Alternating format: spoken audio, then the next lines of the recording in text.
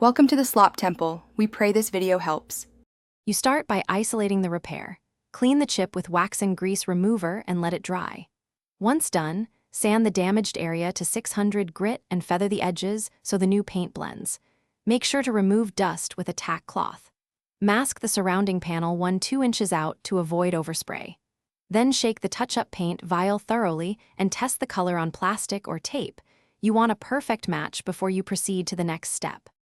You'll work carefully with small strokes. Use a fine-tip brush or toothpick for chips under 5 mm so you control amount. Apply thin base coat layers, 2 to 3 light coats, allowing 10-15 minutes flash between each so solvents evaporate. This prevents runs. Make sure each coat levels naturally. If it pools, wick excess with the brush. Once the color is correct and even, let the base coat cure 30 to 60 minutes depending on temperature, and lightly recheck for you apply clear lacquer to protect and blend the repair. Use 2 thin coats with 15-20 minutes flash time so the finish levels and builds gloss. Once cured, inspect for orange peel. If present, wet sand with 1,500 then 2,000 grit and polish with a fine rubbing compound to restore shine. Make sure to blend edges into surrounding paint.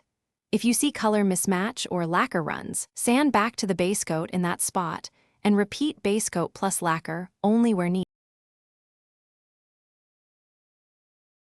Thanks for watching. Consider subscribing if we helped you.